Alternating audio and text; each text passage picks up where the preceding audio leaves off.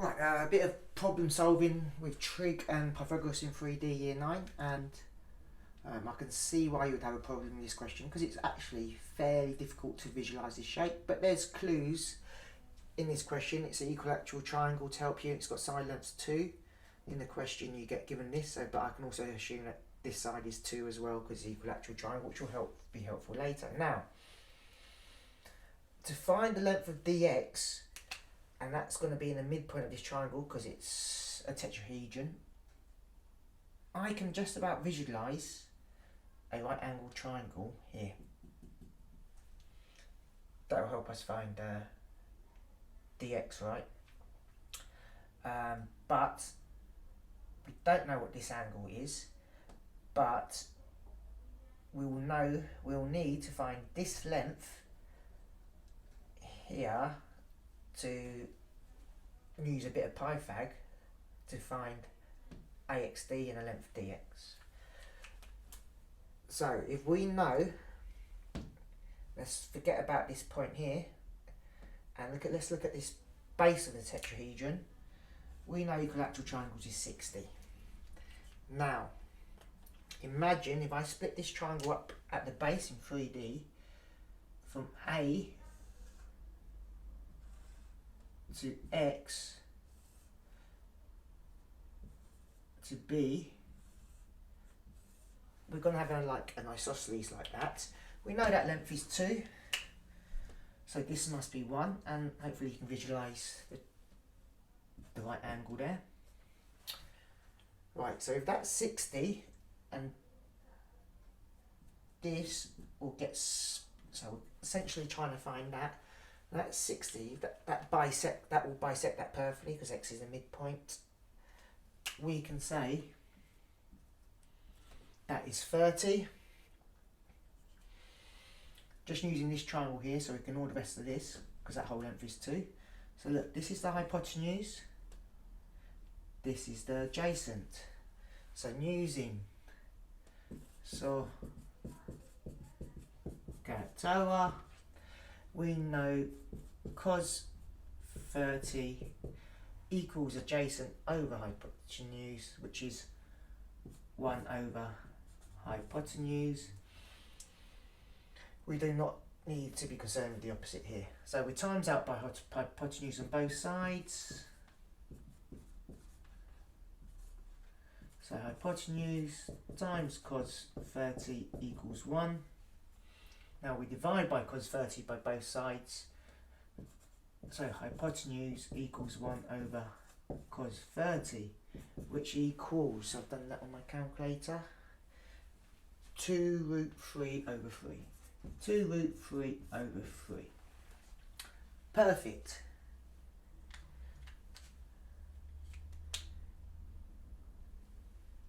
So, if I rub that out, that length there is 2 root 3 over 3. And now you can see the triangle ADX.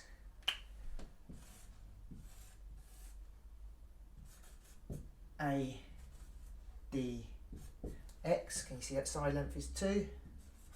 We have 2 root 3 over 3. That's going to make a right angle because it's right in the middle of the tetrahedron. And from here, this is straightforward for you because you know a squared plus b squared equals c squared. Get that out of the way. And so you know how to rearrange this already. So we have, and it's a shorter side, so it's c squared minus b squared. So we have 2 squared minus 2 root 3 over 3 equals, and I'm just going to call that dx squared because that's what we're looking for. Do that in your calculator. So you would work that out and square both sides. Square root both sides at the end. So this just happens to be 8 over 3 equals dx squared. So we square root both sides to get dx, the length of dx, and the length of dx will be 1.632 2 decimal places. That will get you all 3 method marks. I would probably, this is quite a strict question for only 3 marks. That's probably your M1, that's your M2, and that's your A1 mark there. And that's quite easily done if you can visualise that shape. And that's the only thing that's stopping you from working that out. Now calculate the volume of the prism. See if you can get some method marks. If you get a question like this, what is the volume of a prism? It is the cross section times the length equals volume. This triangle at the front is the cross section. So this is, we have the base, which is 7. That's a good start. So really we need to find the area of this front to start it off, and we need to find the length CF here. So we've got the cross section times the length to find the volume. So we've done this in class. So let's just draw the triangle ABC, but I actually can do it right here. You know, we've done that before. Let's split that up. So that's going to be 3.5 because it's half that, and we can use the number 50. And I've actually written the question down wrong, because in the question the angle is actually 75. And that is actually 25. I think I half copied down question 4 instead. Right, so find the height of this. Let's just draw that triangle here. We know that's B, C, 75. We know it's 3.5. We need the height because the area triangle is height times the base divided by 2. That's the angle. We do not need the hypotenuse. That would make a right angle. So this would be the opposite. And we've got the adjacent here. And from before SOHCAHTOA, TOA, we know tan 75 equals opposite over adjacent, which in this case is 3.5. So the opposite equals 3.5 times tan 75, which equals 13.06 centimetres. So we know that's 13.06 centimetres. That should give you a method mark. Let's just find the area of that triangle. So that area of cross section will equal 13.06 times 7 over 2, and we're just going to leave that there for later because we're going to use that definitely later once we find the length CF. Now CF, well, this is going to make a right angle triangle here. Now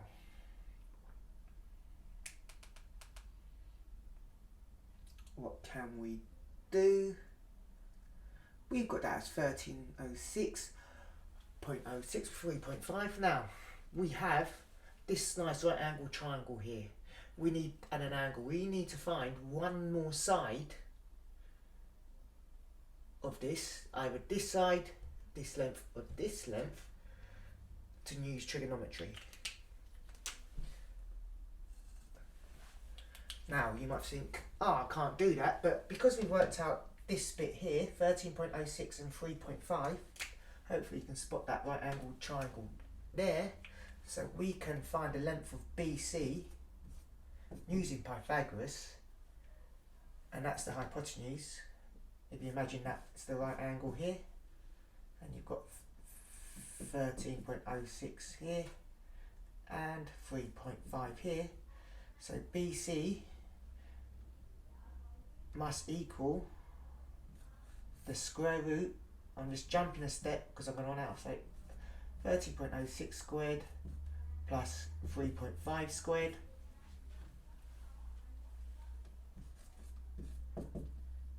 because that's the a squared plus b squared equals c squared, so all in one go we've done that. And that becomes 13.52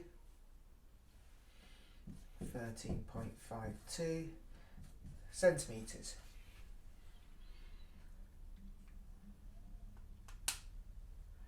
Right, so if we know this side is 13.52, this length here, it's a prism, so that must be 13.52. Now we can use good old trigonometry. That's the right angle, that's FE 13.52. We have the angle 25. That's C. Remember, that's the length of the prism, so we want to work out C to F. C to F, angle is there. So that must be the adjacent. That's the opposite. And again, it's just tan. So tan 25 equals 13.52, which is the opposite. 13.52 over the adjacent. We're going to rearrange that, so the adjacent times tan 25 equals 13.52, and then the adjacent is going to equal 13.52 divided by tan 25, and we're almost done.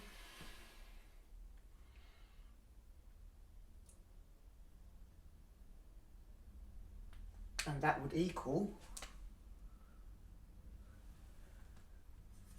28.99 centimetres to 2 decimal places. So we've got 28.99. Remember, the volume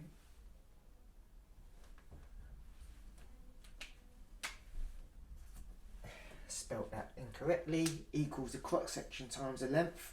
We worked out the area of the cross section, that's the length, so the final stage of working out is 13.06 times 7 over 2 times the length